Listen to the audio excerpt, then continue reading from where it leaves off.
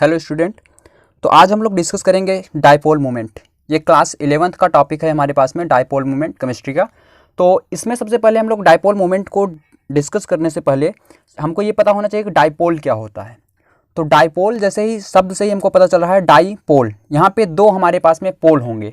अब दो पोल जैसे हमारे पास में हमारा अर्थ है, अर्थ के दो पोल होते हैं, हम लोग जानते हैं एक नॉर्थ पोल एक साउथ पोल। इसी तरीके से अगर हम लोग आवेश के बारे में बात करें, यानी चार्ज जो होता है एक प्लस होता है एक माइनस होता है, हमारे पास पॉजिटिव और निगेटिव चार्ज होते हैं। तो उसमें अगर कहीं पे एक तरफ पॉजिटिव एक तरफ निगेटिव, तो इसको भी हम लोग बोल देते हैं पोल। या बैटरी होती है हमारे पास में, उसमें दो पोल होते हैं, एक पॉजिटिव टर्मिनल होता है एक निगेटिव टर्मिनल होता है। तो इसी तरीके से जो हमारे पास में कंपाउंड है केमिस्ट्री के अंदर, तो कुछ कंपाउंड्स के अंदर भी डाइपोल का फॉर्मेशन हो जाता है, या कह सकते हो डेवलपमेंट हो जाता है। उसी डाइपोल के डेवलपमेंट के कारण हमारे पास में एक मूवमेंट वहाँ पे हमको देखने को मिलती है। उसी पूरे प्रोसेस को हम लोग बोल देते हैं डाइपोल मोमेंट। तो ये चीज़ आपको जानना चाहिए कि डाइपोल मोमेंट का डेवलपमेंट कैसे होता है। तो डाइपोल मोमेंट का डेवलपमेंट जो होता है पोलराइजेशन के कारण होता है, बॉन्ड के। जैसे हम एग्जाम्पल से बात करें, जैसे हमारे पास में मान लीजिए एक HCl का मालिक्यूल है, ठीक है, HCl मालिक्यूल है। तो हम लोग जानते हैं HCl के बीच में बॉन्ड होगा एक, ठीक। अब एक चीज़ यहाँ पे ध्यान दीजिए, कंपाउंड हमारे पास में आयनिक भी हो सकता है, कोवैलेंट भी हो सकता है डाइपोल मोमेंट के लिए। तो ये जो हमारे पास में HCl का मालिक्यूल है, हम लोग जानते हैं कि ये हाइड्रोजन एक एटम इसमें एक तरफ है और दूसरी तरफ क्लोरीन एटम है। और ये भी हम जानते हैं कि हाइड्रोजन और क्लोरीन के बीच में इलेक्ट्रोनिगेटिविटी का डिफरेंस बहुत ज़्यादा है। हम आपको प्रीवियस लेक्चर्स में बताए हैं कि इलेक्ट्रोनिगेटिविटी का जो डिफरेंस होता है, यानी कि इलेक्ट्रॉन को अपनी तरफ खींचने की जो क्षमता होती है, सभी एलिमेंट्स की अलग अलग होती है। जैसे यहाँ पे बात करें तो यहाँ पे क्लोरीन जो है बहुत ही ज़्यादा इलेक्ट्रोनिगेटिव है हाइड्रोजन की तुलना में। तो हम आपको सीक्वेंस बता दे रहे हैं, उसको सीक्वेंस को हमेशा याद रखिएगा कि इलेक्ट्रोनिगेटिविटी का जो सीक्वेंस है, सबसे ज़्यादा हमारे पास में इलेक्ट्रोनिगेटिव होता है F फ्लोरीन, उसके बाद होता है हमारे पास में ऑक्सीजन, उसके बाद हमारे पास में होता है नाइट्रोजन, ठीक है, उसके बाद हमारे पास में क्लोरीन, फिर ब्रोमीन, ठीक है। इसी तरह से डॉट डॉट और आगे हम लोग चलेंगे, आयोडीन भी यहाँ पे आप लिख सकते हैं, फिर बीच में कार्बन आता है और लास्ट में हमारे पास में हाइड्रोजन आता है। तो ये इलेक्ट्रोनिगेटिविटी का एक हमारे पास में क्रम है कि फ्लोरीन सबसे ज़्यादा इलेक्ट्रोनिगेटिव है पूरे हमारे आवर्त सारणी में, उसके बाद ऑक्सीजन, इस तरीके से नाइट्रोजन, फिर क्लोरीन, फिर ब्रोमीन, फिर हमारे पास में इसमें बीच में बहुत सारे एलिमेंट्स हैं, सल्फर वगैरह भी मान लीजिए इसी में, उसके बाद कार्बन, फिर हाइड्रोजन, और हाइड्रोजन के बाद में भी हमारे पास में आते हैं कौन से मेटल। मेटल जो होते हैं इलेक्ट्रो पॉजिटिव होते हैं, यानी वो इलेक्ट्रॉन को खींचते नहीं, इलेक्ट्रॉन को दे देते हैं, डोनेट कर देते हैं। तो यहाँ पे अगर हम बात करें HCl के मालिक्यूल में, H और Cl में Cl बहुत ही ज़्यादा इलेक्ट्रोनिगेटिव है। क्यों? क्योंकि Cl हमारे पास देख रहे हैं चौथे नंबर पे इलेक्ट्रोनिगेटिविटी के डिफरेंस में, Cl यहाँ पे है हमारे पास में, और हाइड्रोजन बहुत ही सबसे लास्ट में है। तो क्लोरीन को इलेक्ट्रोनिगेटिव होने के कारण, ठीक है, इलेक्ट्रोनिगेटिव होने के कारण ये क्या करेगा, जो यहाँ पे इलेक्ट्रॉन्स हैं वो अपनी तरफ खींच लेगा और इस बॉन्ड में एक पोलराइजेशन डेवलपमेंट होगा, ठीक है। तो पोलराइजेशन डेवलपमेंट के कारण जो हमारे पास में हाइड्रोजन एटम है, उस पर हमारे पास में पॉजिटिव चार्ज का डेवलपमेंट होगा, प्लस, ये डेल्टा हम लोग दिखा रहे हैं, ठीक है, डेल्टा प्लस। और जो क्लोरीन एटम है इस पर क्या होगा, डेल्टा माइनस का डेवलपमेंट होगा। डेल्टा क्यों? डेल्टा हम लोग दिखाते हैं बहुत कम चार्ज के लिए, कह सकते हो बहुत ही नॉमिनल चार्ज के लिए, एक स्मॉल चार्ज है हमारे पास में, ठीक है। तो स्मॉल चार्ज का यहाँ पे डेवलपमेंट होगा क्लोरीन पे। और ये क्लोरीन पे डेवलपमेंट चार्ज का क्यों हुआ? क्योंकि ये इलेक्ट्रॉन को अपनी तरफ खींच लिया, और हम जानते हैं इलेक्ट्रॉन हमारे पास में निगेटिव होता है, ठीक है, इलेक्ट्रॉन पे चार्ज होता है वो निगेटिव होता है, इसलिए इस पर थोड़ा सा निगेटिव आ गया, और जो हाइड्रोजन एटम है हमारे पास पे उस पर थोड़ा सा पॉजिटिव हो गया। तो अब यहाँ पे आप ये देख सकते हैं कि जो क्लोरीन है उस पे माइनस, हाइड्रोजन पे प्लस। इसका मतलब यहाँ पे हमको दो पोल दिखाई दे रहे हैं, एक तो पॉजिटिव पोल दिखाई दे रहा है हमको यहाँ पे, और दूसरा हमारे पास में निगेटिव पोल दिखाई दे रहा है। तो इन्हीं दोनों पोलों, ठीक है, यहाँ पे दो पोल हो गए, इसी को हम लोग बोलते हैं डाइपोल। अब मोमेंट क्या है? तो डाइपोल मोमेंट क्या होता है, इसकी एक डायरेक्शन हो जाती है यहाँ पे। जैसे ही डाइपोल का फॉर्मेशन होगा, एक इसकी डायरेक्शन हो जाएगी। डायरेक्शन क्या होता है, ये बहुत ही इंपॉर्टेंट होता है। जो डाइपोल का केमिस्ट्री में हमारे पास में डायरेक्शन होता है, वो पॉजिटिव से निगेटिव की तरफ होता है, इसको हमेशा याद रखना है। डायरेक्शन जो होगा इलेक्ट्रो पॉजिटिव से इलेक्ट्रो निगेटिव की तरफ हमेशा डाइपोल का। यानी अगर हम लोग इसकी डायरेक्शन की बात करें तो यहाँ पे हम ऐसे दिखाएंगे एरो के, ये एरो भी नहीं होता, एरो है हमारे पास में, एरो के लास्ट में पॉजिटिव टर्मिनल पर हम लोग इसको क्रॉस लगाते हैं यहाँ पे। ये बहुत ही इंपॉर्टेंट है। किससे हम डिनोट करते हैं डाइपोल को? एक एरो बनाएंगे, एरो का जो हमारे पास में आगे का सिरा होगा वो निगेटिव की तरफ, और जो पीछे का सिरा होगा वो पॉजिटिव की तरफ होगा, और पीछे की तरफ हम एक क्रॉस बनाएंगे इस पर। ये बहुत ही इंपॉर्टेंट है। यही चीज़ फिजिक्स में उल्टी हो जाती है। फिजिक्स में हम लोग निगेटिव से पॉजिटिव की तरफ जाते हैं, लेकिन केमिस्ट्री में पॉजिटिव से निगेटिव की तरफ जाएंगे, क्योंकि फिजिक्स में भी डायपोल मोमेंट हम लोग पढ़ते हैं।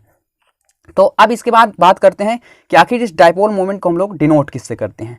तो जो सिंबल होता है डायपोल मोमेंट को दिखाने का, उसको हम लोग म्यू बोलते हैं, ठीक है। म्यू से इसको डिनोट करते हैं।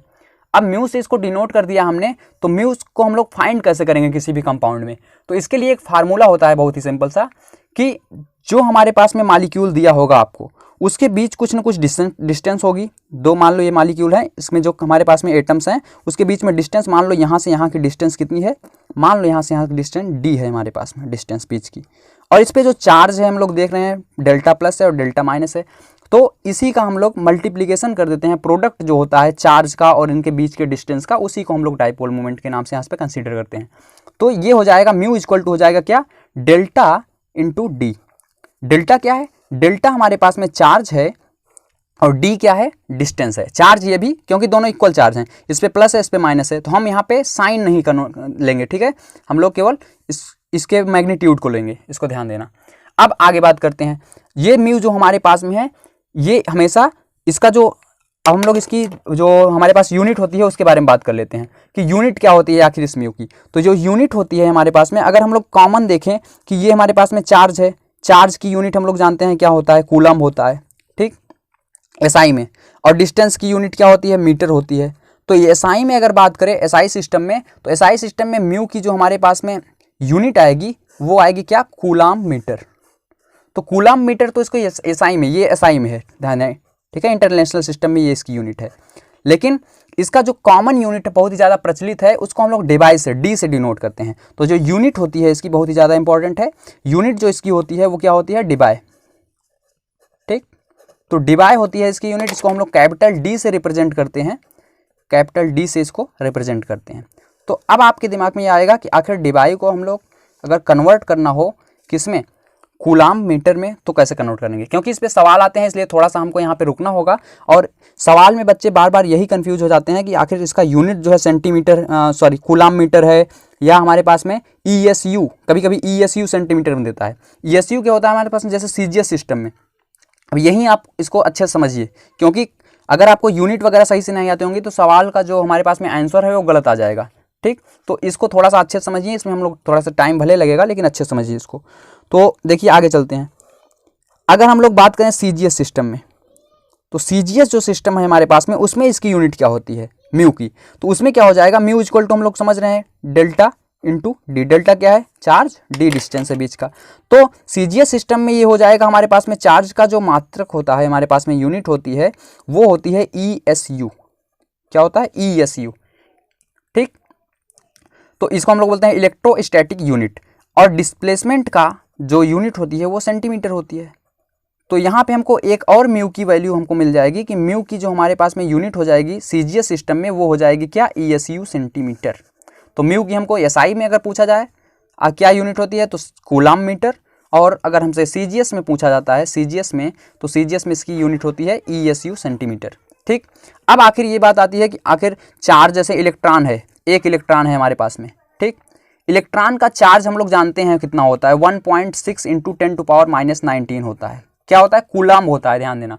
यानी ये SI में इसका चार्ज है 1.6 × 10⁻⁹ कूलम, इसका SI में चार्ज है। तो आखिर इस इलेक्ट्रॉन का भाई ESU में कितना होगा।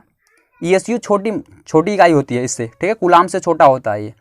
अब इसका जो ESU में जो हमारे पास में इसका चार्ज होता है इलेक्ट्रॉन का, वो होता है, आप याद रखिएगा इसको, कि 4.8 × 10⁻⁻10 ESU, ठीक। दोनों ही हमारे पास में इलेक्ट्रॉन का चार्ज है। जब भी हम बात करेंगे तो ये दोनों इलेक्ट्रॉन के ही चार्ज हैं, लेकिन बस यूनिट हमारे पास में चेंज है। तो आप हमेशा इसको याद करके रखते हैं कि इलेक्ट्रॉन का चार्ज कितना होता है, 1.6 × 10⁻⁻19 कूलम। लेकिन ESU में अगर आपसे कभी पूछा जाए तो ESU में हमारे पास में चार्ज जो होता है डिफरेंस होता है, इसको याद रखना है आपको। ये होता है ESU में। आप इसको एक दूसरे को कन्वर्ट भी कर सकते हैं। कैसे, जैसे अगर आपसे पूछा जाए एक कूलम में कितना ESU, तो दोनों को इक्वल कर दो, तो क्या हो जाएगा, 1.6 × 10⁻⁻19 कूलम इक्वल टू क्या हो जाएगा, 4.8 × 10⁻⁻10 ESU। अब 1 को यहीं रहने दो, यानी 1 कूलम इक्वल टू क्या हो जाएगा, ये सब नीचे चला जाएगा, 4.8 × 10⁻⁻10। अपॉन ये नीचे आ जाएगा तो 1.6 इंटू 10⁻⁻19, हम इसको एक बार केवल आपको करके दिखा रहे हैं, ESU में है ये, ठीक है। तो ये 16 3 जा हो गया, यहाँ पे ये 19 ऊपर जाएगा तो प्लस 19 होगा और 10 कैंसिल हो जाएगा, यानी ये 1 कूलाम इक्वल टू आ गया हमारे पास में कितना 3 इंटू 10⁻9 ESU। तो ये भी आप याद कर सकते हैं। ये बहुत ज़्यादा इंपॉर्टेंट तो नहीं है फिर भी, लेकिन आपको अगर पता होनी चाहिए ये सारी चीज़ें कि कैसे हम कन्वर्ट कर सकते हैं। आपसे कोई पूछ लिया कि एक कूलाम में कितने ESU होते हैं तो आप इसको बता सकते हैं। अब आगे बात करते हैं कि आखिर जैसे हमको सवाल दिए जाएंगे तो कैसे दिए जाएंगे। तो सवाल हमेशा ध्यान रखिएगा, कभी भी जैसे हमारे पास में HF या HCl ही मान लो हमारे पास में मॉलिक्यूल है तो वो कहेगा HCl के बीच का डिस्टेंस कभी भी मीटर में नहीं देगा, मीटर में थोड़ी होता है। एटम मॉलिक्यूल बहुत छोटे होते हैं और छोटे होंगे तो हम उसको मीटर में थोड़ी मेजर कर सकते हैं, ये हमेशा एंगस्ट्राम वगैरह में देगा। तो एंगस्ट्राम को हमको चेंज करना पड़ता है, किसमें, एंगस्ट्राम को हमको सेंटीमीटर में चेंज करना पड़ेगा, तब जाके हम डिबाई में निकाल पाएंगे। अब यहाँ पे हम आपको एक चीज़ और बहुत ही इंपॉर्टेंट बताने वाले हैं, ये दोनों वैल्यू आप याद रखे रहिएगा। जैसे कि एक डिबाई इक्वल टू, दूसरे पेन से लिखते हैं, एक डिबाई इक्वल टू होता है हमारे पास में 10⁻⁻18 ESU सेंटीमीटर, ठीक। और एक डिबाई इक्वल टू ही होता है 3.33 इंटू 10⁻30 कूलाम मीटर। तो ये दो अलग अलग हमारे पास में डिबाई को चेंज करने के लिए इसको आप यूज कर सकते हैं। अगर आपको डिबाई को, ठीक है, डिबाई की यूनिट आपको ESU सेंटीमीटर पता करनी हो तो 10⁻18 होता है, और कूलाम मीटर में अगर आपको पता करना हो तो 3.33 इंटू 10⁻30 होता है, ठीक, 1 डिबाई इक्वल टू। अब आखिर बात आती है सवाल। अब इतनी सारी चीज़ें हम लोग केवल याद करने वाली चीज़ें पढ़े हैं, ये आपको याद होना चाहिए। ये अगर नहीं भी याद है तो हम बताते हैं अब सवाल आप कैसे लगाएंगे। देखिए म्यू का जो वैल्यू दिया होगा कहीं भी सवाल लगाते समय, ध्यान देना, सवाल लगाते समय हम क्या करेंगे, तो सवाल लगाते समय क्या करेंगे कि म्यू की जो वैल्यू होगी, ये डेल्टा को तो हम रखेंगे, डेल्टा को तो रखेंगे हम सेंटीमीटर में, और सॉरी उल्टा बोल दिया हमने, डेल्टा को हम रखेंगे किसमें, ESU में, ठीक, डेल्टा को रखेंगे हम ESU में और डिस्टेंस को रखेंगे सेंटीमीटर में, ठीक। डेल्टा ESU में, यानी जो इसकी स्मॉलेस्ट CGS में जो है, CGS वाली वैल्यू हम रख रहे हैं। म्यू की वैल्यू जो हमारे म्यू इक्वल टू क्या है, डेल्टा इंटू डी, तो डेल्टा को रखेंगे हम लोग ESU में और डिस्टेंस को रखेंगे सेंटीमीटर में, और इसको डिवाइड कर देंगे 10⁻⁻18 से, तो जो वैल्यू निकल के आएगी वो हमेशा डिबाई में निकल के आएगी, इसको याद रखना। बस यही आपको हमको बताना है, ये बहुत ही इंपॉर्टेंट है। कभी भी आपको वो डिबाई में अगर वैल्यू निकालनी हो म्यू की तो इस तरीके से निकालेंगे, ठीक। म्यू की वैल्यू अगर डिबाई में निकालनी हो तो इस तरीके से निकाल सकते हैं आप। ESU में रखेंगे इसको, ठीक। कैसे कन्वर्ट, कूलाम में दिया है तो कन्वर्ट कर सकते हैं, ये यहाँ से कन्वर्ट कर सकते हैं कि कूलाम इक्वल टू क्या हो जाएगा, इतना ESU होता है तो ESU में चेंज कर लेना। और ये हमारे पास में एंगस्ट्राम में अगर दिया है तो उसको भी आप सेंटीमीटर में बदल सकते हैं, ठीक। तो यहाँ तक ये सारी चीज़ें बातें हुई हमारे पास में डायपोल मोमेंट के बारे में। अब कुछ इंपॉर्टेंट चीज़ें आपको डायपोल मोमेंट के बारे में पता होनी चाहिए। जैसे कि एक चीज़ हमने आपको पहले से ही बता दी कि जो डायपोल मोमेंट का डायरेक्शन होता है वो पॉजिटिव टर्मिनल से हमेशा निगेटिव टर्मिनल की तरफ होगा। अब क्या कभी डायपोल मोमेंट जीरो हो सकता है, आपसे ये पूछा जाए क्या डायपोल मोमेंट जीरो भी हो सकता है किसी कंपाउंड का, तो बिल्कुल हो सकता है। अगर कब हो सकता है डायपोल मोमेंट जीरो, इसके बारे में आगे हम लोग चर्चा करते हैं। तो डायपोल मोमेंट जीरो होने के लिए आप देख सकते हैं फार्मूले से ही आप समझिए कि म्यू इक्वल टू हमारे पास में क्या है, डेल्टा इंटू डी। तो डेल्टा या तो जीरो हो जाए, या तो उसका चार्ज जीरो हो जाए, या तो डिस्टेंस जीरो हो जाए। अगर इनमें से कोई भी एक जीरो हो जाएगा तो हमारे पास में डायपोल मोमेंट क्या हो जाएगा, जीरो हो जाएगा। तो ये हमारे पास में दो कंडीशन हुई, या तो डेल्टा जीरो हो जाए यानी चार्ज जीरो हो जाए उनके बीच में, उनके ऊपर, या फिर डिस्टेंस, उसके बीच की डिस्टेंस जो है जीरो हो जाए। तो ये दोनों तो, डिस्टेंस तो ज़्यादातर पॉसिबल नहीं है, डिस्टेंस कुछ ना कुछ होगी ही मॉलिक्यूल की। और एक तरीका होता है अगर मॉलिक्यूल सिमेट्रिकल है तो भी हमारे पास में डायपोल मोमेंट जीरो हो जाता है। अब एग्जाम्पल से बात करते हैं कि कैसे आखिर जीरो हो जाएगा। जैसे जैसे हमारे पास में हाइड्रोजन दिया है, हाइड्रोजन एटम, ठीक। अच्छा पेज हम चेंज करते हैं। तो हाइड्रोजन एटम जैसे हमारे पास मान लीजिए दिया गया है, तो हाइड्रोजन एटम में क्या होगा डायपोल मोमेंट। तो हाइड्रोजन एक एटम है हमारे पास मान लीजिए, और एक दूसरे एटम से हाइड्रोजन जुड़ा हुआ है, यानी हाइड्रोजन का एक हमारे पास में मॉलिक्यूल है ये। इसका डायपोल मोमेंट अगर आपसे पूछे कोई क्या है, तो इसका डायपोल मोमेंट देखेंगे तो ये न तो ये हमारे पास में इलेक्ट्रॉन दोनों सेम है, सेम एटम होंगे तो कोई भी अपनी तरफ इलेक्ट्रॉन को आकर्षित नहीं करेगा। तो यहाँ पे न तो ये अपनी तरफ खींचेगा ना तो ये, क्योंकि डायपोल मोमेंट के लिए हमने पहले ही बता दिया कि इलेक्ट्रोनिगेटिविटी का डिफरेंस बहुत ही इंपॉर्टेंट है। अगर इलेक्ट्रोनिगेटिविटी का डिफरेंस नहीं है दोनों जो एटम है हमारे पास में, तो कभी भी डायपोल मोमेंट डेवलपमेंट वहाँ पे नहीं पॉसिबल है, ठीक है। कुछ स्पेशल केस हैं जिसमें पॉसिबल है, लेकिन ज़्यादातर मामले हमारे पास में पॉसिबल नहीं है। तो ये H2 के केस में डायपोल मोमेंट यहाँ पे क्या हो जाएगा, जीरो हो जाएगा H2 केस। क्यों? क्योंकि इसमें कोई भी इलेक्ट्रोनिगेटिव वगैरह नहीं है, ठीक, यानी चार्ज ही यहाँ पे जीरो है, इस पे भी जीरो चार्ज, इस पे भी जीरो चार्ज। अब आगे बात करते हैं। अब देखिए कहीं पे अगर सिमेट्री हो गई, जैसे CO2 है हमारे पास में, आपसे पूछा जाए CO2 में क्या डाइपोल मोमेंट क्या है, बताइए आप। तो CO2 का सबसे पहले आप स्ट्रक्चर बनाइए। तो CO2 का स्ट्रक्चर जैसे ही आप बनाएंगे तो किस तरीके का CO2 होगा, C double bond O double bond O। अब यहाँ पे आपको एक चीज़ और सीखने को मिलेगी कि C double bond O double bond O, तो हम लोग जानते हैं C और O में इलेक्ट्रोनिगेटिव कौन होता है, O, अभी हमने लिखा था, ठीक है, FONClBr, इस तरीके से आगे करके। तो C और O में O इलेक्ट्रोनिगेटिव है, यानी इस पे आएगा जो चार्ज आएगा हमारे पास में डेल्टा निगेटिव आएगा, और इस पे जो चार्ज आएगा डेल्टा पॉजिटिव आएगा, ठीक। और जो इसका डाइपोल मोमेंट होगा वो किधर होगा, पॉजिटिव से निगेटिव की तरफ, ये हमने आपको बता दिया। तो आप यहाँ पे देख सकते हैं C और O के बीच में डाइपोल मोमेंट का डेवलपमेंट हो रहा है। इसी तरीके से लेकिन आप इस साइड भी देख सकते हैं कि यहाँ भी O का मान एक O एटम है, तो इस पर भी पार्शियल निगेटिव आएगा और फिर से इस पर एक पार्शियल पॉजिटिव आएगा कार्बन पे। तो यहाँ पे देख सकते हैं यहाँ पे डाइपोल मोमेंट का डायरेक्शन क्या होगा, फिर से प्लस से माइनस की तरफ, यानी इस साइड से इस साइड, यानी इस बार राइट से लेफ्ट की तरफ होगा। तो आप यहाँ पे देख सकते हैं कि दो दो डाइपोल मोमेंट का डेवलपमेंट यहाँ पे हो रहा है। तो कहीं पे अगर दो डाइपोल हमको दिखाई दें, दो डाइपोल दिखाई दे, तो उसको हम लोग बोलते हैं डबल डाइपोल, ठीक है, डबल डाइपोल। अब डबल डाइपोल कहाँ कहाँ हो सकता है, एक तो CO2 में हमने आपको दिखा दिया, H2O में हो सकता है, H2O का आप स्ट्रक्चर बनाएंगे इस तरीके से, लोन पेयर के कारण ये लीनियर ना होकर थोड़ा सा बेंट हो जाता है, ठीक। तो इसमें भी हमारे पास में एक डाइपोल क्या होगा, यहाँ से इधर की तरफ इलेक्ट्रोपॉजिटिव से निगेटिव, और एक डाइपोल हमारे पास में यहाँ से यहाँ, ठीक। तो दो डाइपोल हमारे पास में H2O में भी दिखाई देते हैं, यानी H2O भी हमारे पास में क्या है, डबल डाइपोल का एग्जाम्पल है।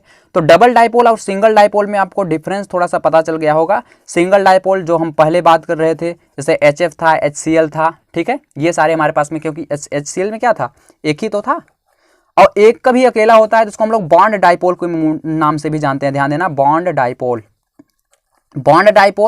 या सिंगल डाइपोल। और इसको यहाँ अगर C और O के बीच की, केवल इसके बीच में बात करें, तो ये भी हमारे पास में क्या है, बॉन्ड डाइपोल है, बॉन्ड डाइपोल, ठीक।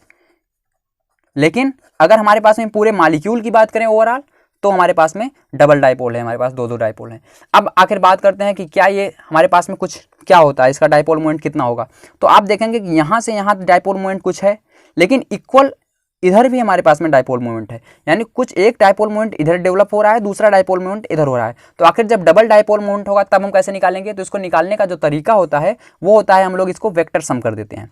वेक्टर सम आप फिजिक्स में पढ़ेंगे वहाँ पे, और वेक्टर सम के अकॉर्डिंग अगर कोई फोर्स जितना इधर लग रहा है उतना ही सेम फोर्स अगर उतना इधर भी लगेगा, तो हम जानते हैं कि रिजल्टेंट जो होता है हमारे वो कितना हो जाएगा, जीरो हो जाएगा। यानी यहाँ पे भी आप देख सकते हैं एक डाइपोल सेम C और O का डाइपोल, बॉन्ड डाइपोल इधर एक काम कर रहा है और दूसरा CO डाइपोल इधर काम कर रहा है, तो ये इक्वल, यानी यहाँ पे डाइपोल मूवमेंट क्या हो जाएगा, जीरो हो जाएगा, यानी म्यू यहाँ पे हमारे पास में जीरो हो जाएगी।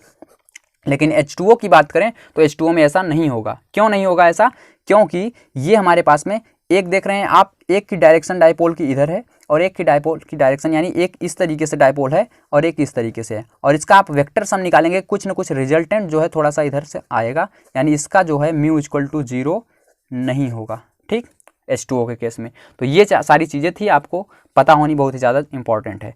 अब अगर हम बात करें, कभी कभी क्या होता है हमारे पास में, जैसे कुछ एग्जांपल्स लेते हैं हम लोग, और एग्जांपल के तरीके से आपको समझाना चाहते हैं किस तरीके से डाइपोल आप लोग समझ सकते हैं। जैसे एक एग्जांपल लेते हैं BH3 का एग्जांपल, ठीक है, बोरान ट्राईहाइड्राइड। तो BH3 में क्या होगा, आप देखेंगे कि BH3 का स्ट्रक्चर, सबसे किसी भी का भी डाइपोल निकालते समय सबसे पहले उसका स्ट्रक्चर बनाइए आप।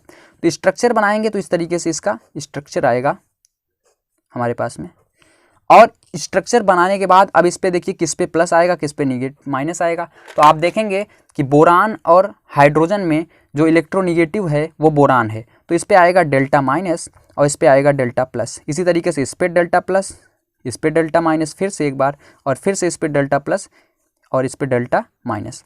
तो इस तरीके से देखेंगे कि डाइपोल मोमेंट की डायरेक्शन क्या होगी। डायरेक्शन हम लोग जानते हैं कि प्लस से माइनस तरफ होती है, यानी एक डायरेक्शन तो इस तरीके से होगी डाइपोल की, दूसरी डायरेक्शन ये वाली इधर होगी ऐसे, और तीसरी जो डाइपोल की डायरेक्शन होगी वो इस तरह से होगी। तो आप इसका जब वेक्टर सम निकालेंगे तो आप देखेंगे ये तीनों एक ही प्लेन पे हैं, प्लेनर हमारे पास में थोड़ा सा आपको नज़र आएगा, क्योंकि इसका हाइब्रिडाइजेशन आप निकालेंगे तो sp2 आएगा, तो प्लेनर आएगा हमारे पास में। प्लेनर होने के कारण इसका जो रिजल्टेंट आता है वो होता है हमारे पास में 0। तो यहाँ पे भी हमारे पास में डायपोल मोमेंट 0 आपको देखने को मिलेगा। किसमें? BH3 के केस में। BH3 के केस में डायपोल मोमेंट 0 होता है। क्यों होता है? क्योंकि आप देखो, ये जो जितना डायपोल इधर लग रहा है, ये दोनों मिल के उतना ही डायपोल मोमेंट इधर की तरफ डेवलपमेंट कर रहे हैं। तो ये इतना इधर और ये दोनों मिलकर उतना ही इक्वल फोर्स इधर लगाएंगे, डायपोल इधर लगाएंगे और दोनों एक दूसरे के कैंसिल हो जाएंगे, जैसे यहाँ पे हो रहा था। ठीक, तो यहाँ पे भी डायपोल मोमेंट 0 होगा। लेकिन H2O के केस में ऐसा नहीं है। क्यों? क्योंकि यहाँ पे लोन पेयर्स होते हैं, दोनों लोन पेयर्स हमको ऊपर बनाने चाहिए थे यहाँ पे। तो लोन पेयर्स के रिपल्सन के कारण क्या होता है, ये जो बॉन्ड होते हैं दोनों, तो बॉन्ड हमारे पास में थोड़ा सा बेंट हो जाते हैं, लीनियर नहीं होते। अगर ये लीनियर होता H2O तो भी यहाँ भी 0 हो जाता। ठीक, लेकिन यहाँ पे लीनियर न होने के कारण इसका कुछ ना कुछ डायपोल मोमेंट होगा, 0 नहीं होगा, इतना ध्यान रखिएगा। अब बात करते हैं कहीं पे अगर लोन पेयर हैं, ठीक, जैसे NH3 के केस में लोन पेयर के बारे में अगर हम लोग बात कर लेते हैं, जैसे NH3 है, NH3 एक एग्जांपल ले लेते हैं NF3। ठीक है, तो दोनों एग्जांपल हम लोग साथ में डिस्कस कर लेते हैं। NH3 और NF3 में देख लेते हैं। तो NH3 में देखिए क्या होगा, तो सबसे पहले स्ट्रक्चर बनाइए आप। NH3 का स्ट्रक्चर आप बनाएंगे तो N हमारे पास में क्या होता है, यहाँ होता है, और 3 हमारे पास में H होंगे इस तरीके से, और इस पर एक लोन पेयर होता है। इसी तरीके से अगर आप NF3 का बनाएंगे तो सेम हमारे पास में स्ट्रक्चर इसका भी बनेगा, और यहाँ पे भी एक हमारे पास में लोन पेयर दिखाई देगा आपको।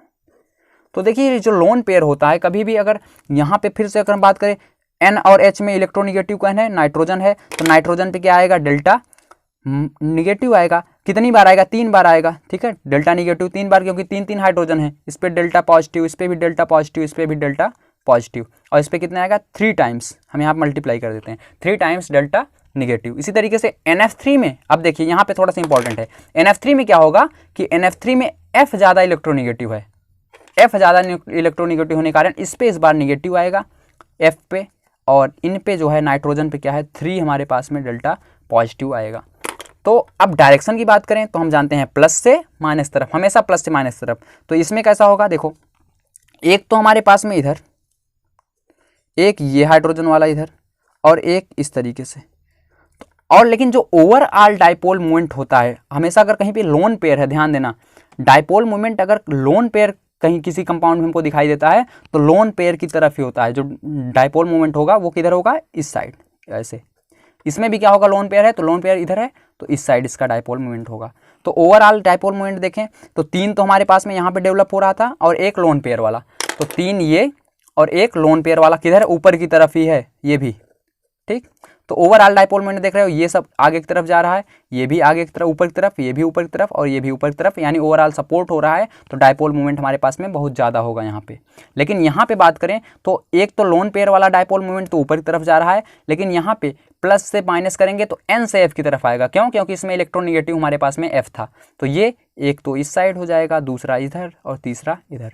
तो ये ओवरऑल बात करें तो डायपोल मोमेंट इससे कम हो जाएगा इसका। ठीक है, NH3 से कम हो जाएगा NF3 का, क्योंकि यहाँ पे सपोर्ट हो रहा है, और आप वेक्टर सम निकालेंगे तो इसका कुछ ज़्यादा आएगा। लेकिन इसका आप देखेंगे तो इसमें अपोज हो रहा है। ठीक है, ये सारे अपोज कर रहे हैं, इसको पीछे की तरफ इसको खींच रहे हैं। ये अकेला तो इधर जा रहा है, लेकिन इसमें से कुछ कम हो जा रहा है हमारे पास में ये, इनके कारण। तो ये हमारे पास में कुछ एग्जाम्पल्स थे जिसको हमने आपको बताया यहाँ पे। अब देखिए कुछ ऑर्गेनिक, हम लोग ये इनऑर्गेनिक सारे एग्जाम्पल थे कंपाउंड्स के, कुछ ऑर्गेनिक्स कंपाउंड के भी एग्जाम्पल हम डिस्कस कर लेते हैं यहाँ पे। जैसे कि जो हमारे पास में एल्केन्स होते हैं, एल्केन्स आप जानते हैं सारे के सारे बॉन्ड सिंगल होंगे, तो एल्केन्स का जो डायपोल मोमेंट होता है वो सिमेट्री के कारण क्या हो जाता है, 0 हो जाता है।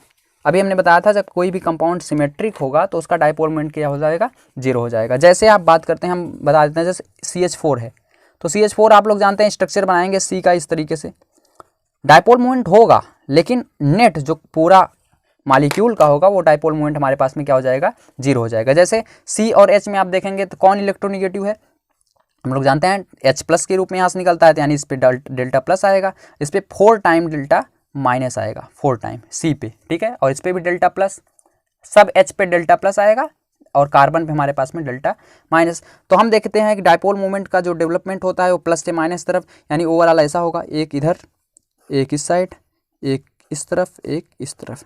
तो आप देखेंगे कि ये इसको कैंसिल कर रहा है, ये इसको कैंसिल कर रहा है, ओवरऑल डायपोल मोमेंट क्या हो जाएगा, 0। तो आप ध्यान रखिएगा जो एल्केन्स होते हैं हमारे पास में, एल्केन का डायपोल मोमेंट ज़्यादातर क्या होता है, 0 होता है हमारे पास में।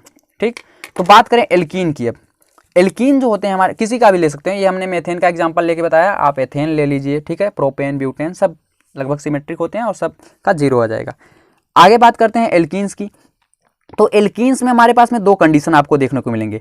एक हमारे पास में सिस एल्कीन देखने को मिलेगा और एक हमारे पास में ट्रांस एल्कीन देखने को मिलेगा।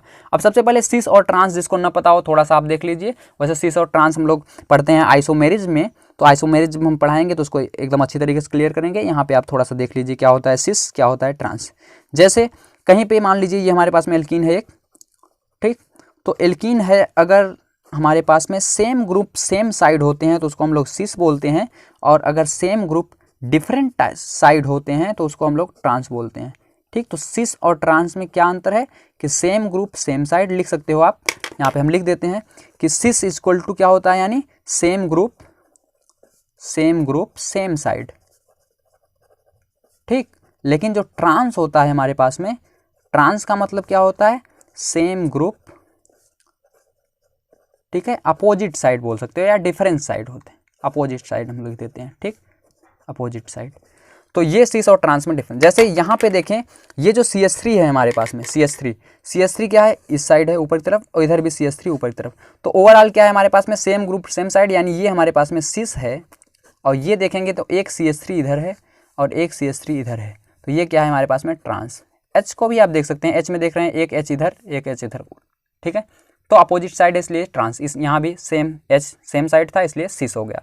तो सिस और ट्रांस में डिफरेंस क्या है, अब देखेंगे कि जब यहाँ पे ये सिस हमारे पास में CH3 को अगर आप यहाँ से डिटैच करेंगे या हटाएंगे तो ओवरऑल आप ये देखेंगे कि यहाँ पे डेवलपमेंट क्या होगा, एक हमारे पास में पॉजिटिव की तरफ थोड़ा सा डेवलपमेंट पोलराइजेशन होगी और एक हमारे पास में निगेटिव की तरफ। इसी तरीके से सेम यहाँ भी होगा। लेकिन अगर बात करें आप यहाँ पे, तो यहाँ पे क्या होगा, मान लीजिए अगर इस पर डेल्टा प्लस आता है, ठीक, हम इसको CH3 प्लस की तरह मान रहे हैं कि ये अपनी तरफ इलेक्ट्रॉन्स को ये खींच रहा है, ठीक है, डबल बॉन्ड वाला। तो इस पर क्या आएगा, डेल्टा निगेटिव, और इस पर इसी तरीके से डेल्टा प्लस, और इस पर भी आएगा डेल्टा माइनस। हम इसकी बात करें, इसको H को नहीं ले रहे हैं, कंसिडर नहीं कर रहे हैं H को, ठीक है, कर भी कर सकते हैं आप, ओवरऑल उसको बाद में भी आप देख सकते हैं। तो यहाँ पे भी इसी तरीके से डेल्टा प्लस, डेल्टा माइनस, यहाँ पे भी डेल्टा माइनस और यहाँ पे डेल्टा प्लस। तो आप देखेंगे जैसे जैसे यहाँ पे अब डायपोल मोमेंट का डेवलपमेंट कहाँ से होगा, प्लस से माइनस तरफ, यानी यहाँ CH3 से किधर होगा, इधर, और इधर से इधर। और यहाँ पे आप देखेंगे तो एक तो प्लस से माइनस इस साइड आएगा और एक प्लस से माइनस इस साइड, यानी इसका हम नीचे की तरफ बनाते हैं, ठीक है, क्योंकि वहाँ पे स्पेस कम है। तो नीचे देखिए आप, जैसे C डबल बॉन्ड C है तो यहाँ पे क्या होगा, प्लस से माइनस, यानी एक डायपोल इस तरीके से और यहाँ पे एक डायपोल इस तरीके से।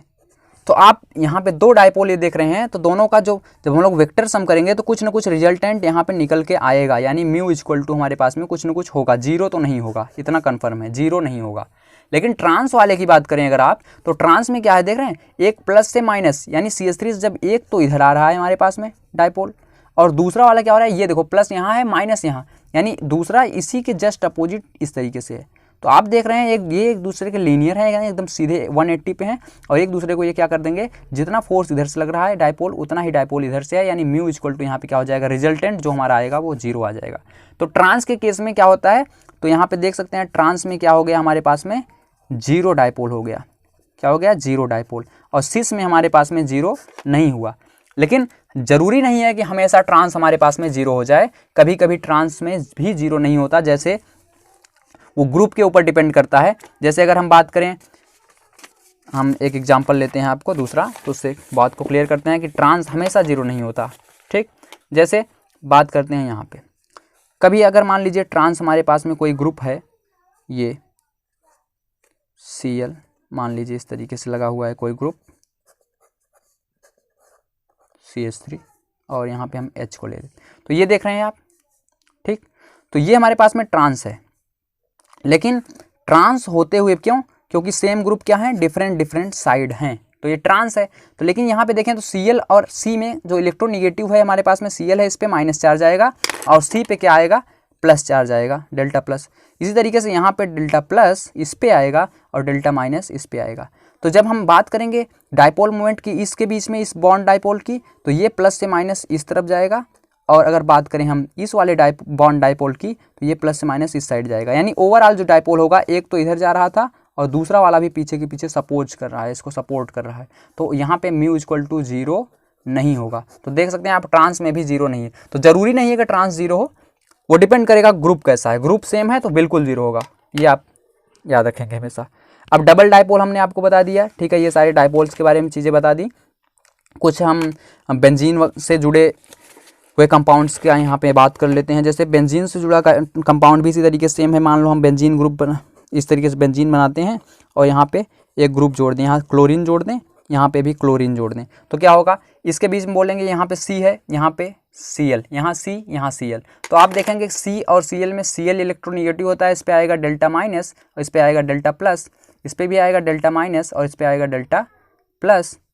तो अब देखेंगे आप कि यहाँ पे डायपोल मोमेंट का डेवलपमेंट क्या होगा, प्लस से माइनस की तरफ, यहाँ भी प्लस से माइनस तरफ, और एक दूसरे के सीधे सीधे हैं, प्लेन में कह सकते हो। तो इसको ये म्यू इक्वल टू यहाँ पे क्या हो जाएगा, 0 हो जाएगा।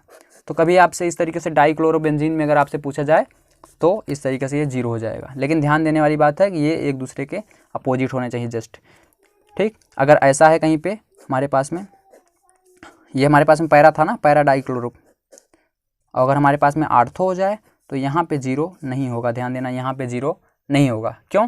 क्योंकि इस बार एक तो इधर होगा, हम जानते हैं एक डायपोल मोमेंट का डेवलपमेंट यहाँ होगा, एक डायपोल मोमेंट का डेवलपमेंट यहाँ होगा, और ओवरऑल हमारे पास में कुछ एंगल बनेगा इस तरीके से।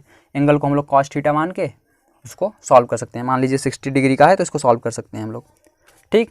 तो ये हमारे पास में था।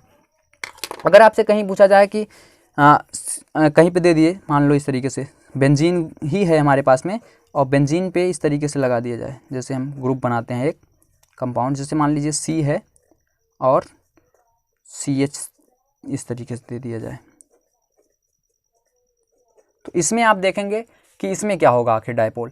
तो यहाँ पे आप देखेंगे एक जगह माइनस एक जगह प्लस होता तो है, जैसे CH यहाँ पे क्या होगा, H यहाँ से हटेगा तो हमारे पास में H प्लस के रूप में यहाँ प्लस का डेवलपमेंट होगा, इसके ऊपर माइनस का डेवलपमेंट होगा, क्योंकि ये 1 एल्काइन है हमारे पास में, ठीक। तो 1 एल्काइन में थोड़ा सा डायपोल या कह सकते हो पोलराइजेशन डेवलपमेंट हो जाता है।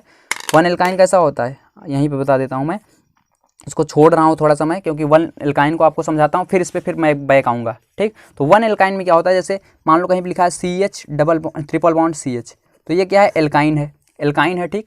अब इसमें क्या होता है कि यहाँ से जो H जुड़ा हुआ है, ये अगर यहाँ से डिटैच हो जाता है, इस पर पोलराइजेशन डेवलपमेंट हो जाता है 1 एल्काइन केस में, तो होगा क्या, CH, थोड़ा सा मैं बड़ा करता हूँ यहाँ पे, और ये H जब यहाँ से हटेगा तो इस पर क्या आएगा, पॉजिटिव चार्ज आता है हमारे पास में, क्या आएगा, डेल्टा प्लस आएगा। दूसरे पेन से बनाते हैं, इस पर डेल्टा प्लस आएगा, इस पर डेल्टा माइनस आएगा। इसी तरीके से यहाँ भी ये जो C है, इस C पे क्या आएगा हमारे पास में, इस पे आएगा C पे आएगा डेल्टा माइनस और H पे आएगा डेल्टा प्लस। तो ओवरऑल हम थोड़ा सा बड़ा सा स्ट्रक्चर भी बना देते हैं जिससे आपको और ज़्यादा अच्छे तरीके से बातें क्लियर हो सकें।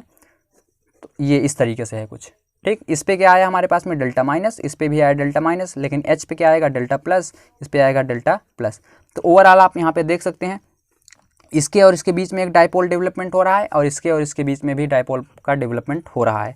अब यहाँ पे प्लस से माइनस, यानी एक डायपोल का डायरेक्शन जो होगा इस साइड होगा, और यहाँ पे प्लस से माइनस डायपोल का डायरेक्शन इस साइड होगा। तो 1 एल्काइन के केस में डायपोल मोमेंट का डेवलपमेंट होता है। लेकिन यहाँ पे अगर बात करें हम रिजल्टेंट की, तो रिजल्टेंट फिर से बात वही आएगी कि म्यू इक्वल टू क्या हो जाएगा, 0 हो जाएगा। क्यों 0 हो गया, क्योंकि ये एक दूसरे के अपोजिट हैं, ठीक है, एक दूसरे को कैंसिल कर देंगे। लेकिन अगर कहीं पे कोई एग्जांपल इस तरीके से दे, जैसे CH3C ट्रिपल बॉन्ड CH, यहाँ की बात करें अगर आपसे, तो यहाँ पे 0 नहीं होगा। क्यों? क्योंकि यहाँ पे केवल यहाँ पे डेवलपमेंट होगा डायपोल का। इसको हम और ओपन करते हैं तो ये हो जाएगा CH3C ट्रिपल बॉन्ड, ठीक, C और H, यहाँ पे डेवलपमेंट तो होगा, ये हमारे पास में डेल्टा प्लस आएगा, इस पे डेल्टा माइनस आएगा, लेकिन इस वाले कार्बन पे हमारे पास में नहीं होगा, क्योंकि ये 1 एल्काइन नहीं है, ये ट्रिपल बॉन्ड इधर नहीं है हमारे पास में, तो यहाँ से कोई डेवलपमेंट नहीं होगा। और ये जो डायपोल यहाँ पे डेवलप होगा केवल इस तरह से, तो यहाँ पे म्यू इक्वल टू 0 नहीं होगा, ध्यान देना। तो 1 एल्काइन के केस में भी डायपोल मूवमेंट का डेवलपमेंट होता है, ठीक है, 0 होता है 1 एल्काइन यहाँ पे हमारे पास में।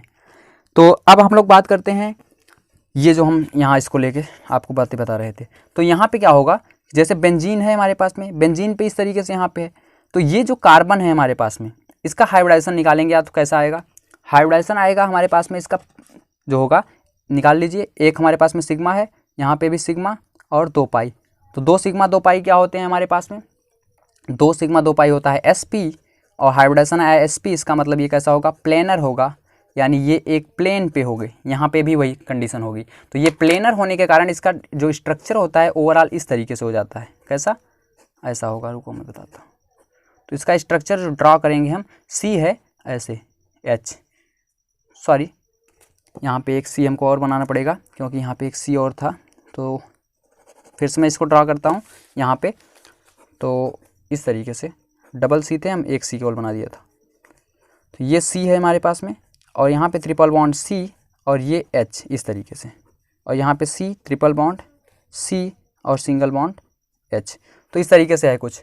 तो आप देखेंगे यहाँ पे क्या होगा, सी और एच के बीच में डायपोल तो बनेगा, डायपोल बनेगा। यहाँ पे क्या आएगा, डेल्टा प्लस डेल्टा माइनस, यहाँ पे भी डेल्टा प्लस और डेल्टा माइनस। लेकिन आप देखेंगे कि इसकी जो डायरेक्शन होगी वो ऊपर से नीचे की तरफ होगी, और इसकी जो डायरेक्शन होगी वो नीचे से ऊपर की तरफ होगी, और एक दूसरे को क्या कर देंगे, कैंसल, तो म्यू इक्वल टू 0। आप एक चीज़ याद रखिएगा, प्लेनर में ज़्यादातर क्या होता है, डायपोल मोमेंट जो होता है 0 हो जाता है। इस तरीके से अगर आप एक एग्जाम्पल हम और आपको बताते हैं, जैसे कहीं पे अगर इस तरीके का कोई एग्जाम्पल दे दिया, बेंजीन से रिलेटेड एग्जाम्पल है हमारे पास में, ऐसा अगर आपको कहीं पे एग्जाम्पल देता है कि दोनों साइड आपको OH ग्रुप लगे हुए हैं, OH, तो ये भी आप सोचेंगे कि OH है इस साइड, ऐसे आप कर सकते हैं उसको, कैसे, इस तरीके से बनाएंगे आप बेंजीन को। हम थोड़ा जल्दी बना रहे हैं इसको, टाइम क्योंकि बहुत ज़्यादा हो रहा है, लेक्चर बहुत बड़ा हो रहा है। O है H है, O है H है, आप सोचेंगे इस पर डेवलपमेंट होगा, इस पर क्या आएगा, निगेटिव, इस पर आएगा पॉजिटिव, इस पर भी इसी तरीके से आएगा निगेटिव, इस पर आएगा पॉजिटिव। बात सही है, आएगा निगेटिव पॉजिटिव, लेकिन आप सोचेंगे कि ये प्लस से माइनस इधर, ये प्लस से माइनस इधर, और एक दूसरे को म्यू इक्वल टू क्या हो जाएगा, 0। लेकिन ये बात हमारे पास में गलत है, ये बात क्या है, गलत है। क्यों, क्योंकि जो इसका शेप होता है ये यहाँ पे प्लेनर नहीं है, वहाँ पे SP होने के कारण, पीछे जो था SP होने के कारण, यहाँ पे हम बात बता रहे हैं यहाँ की, यहाँ पे SP होने के कारण क्या हो गया, ये प्लेनर हो गया, और हमने स्ट्रक्चर इसका इस तरीके से बनाया। लेकिन यहाँ पे SP नहीं है भाई, यहाँ पे SP नहीं है, यहाँ पे स्ट्रक्चर क्या होगा, थोड़ा सा बेंट होगा, इसका जो रियल स्ट्रक्चर बनेगा वो कुछ इस तरीके का बनेगा। हाइब्रिडेशन आप निकालिए, यहाँ पे SP नहीं आएगा। अब इसको आपके लिए छोड़ रहे हैं, हाइब्रिडेशन यहाँ पे क्या है, आप देखिए O है, ये बेंट हो जाएगा इस तरीके से, और यहाँ पे भी O है और ये इस तरीके से बेंट हो जाएगा। लोन पेयर कारण होता है ये सारी चीज़ें, ठीक, लोन पेयर कारण यहाँ पे होगा ऐसा। तो ये बेंट होने के कारण जो इसका जो ओवरऑल डायपोल निकल के आएगा, एक तो इस डायरेक्शन में है और एक हमारे पास में इस डायरेक्शन में है। यानी यहाँ पे अगर हम फिर से ड्रा करें तो एक तो ऐसा है और दूसरा हमारे पास में क्या है, इस तरीके से, और ओवरऑल इसका रिजल्टेंट निकालोगे तो कुछ ना कुछ जुड़ के इस डायरेक्शन में कुछ ना कुछ आएगा, यानी म्यू इक्वल टू इसका 0 नहीं है, ठीक, डायपोल मोमेंट इसका 0 नहीं है। तो ये सारी चीज़ें थी छोटी छोटी जो कि हमने डायपोल मोमेंट से रिलेटेड आपको बताई, और आप इस तरीके से इसको पूरे चैप्टर को और अच्छी तरीके से देख सकते हैं। एग्जाम्पल्स को सॉल्व कीजिए, बहुत सारी चीज़ें आपकी हमने क्लियर कर दी, और ये डायपोल मोमेंट एक ही लेक्चर में हमने कंप्लीट करा दिया, ठीक है। Thank you so much.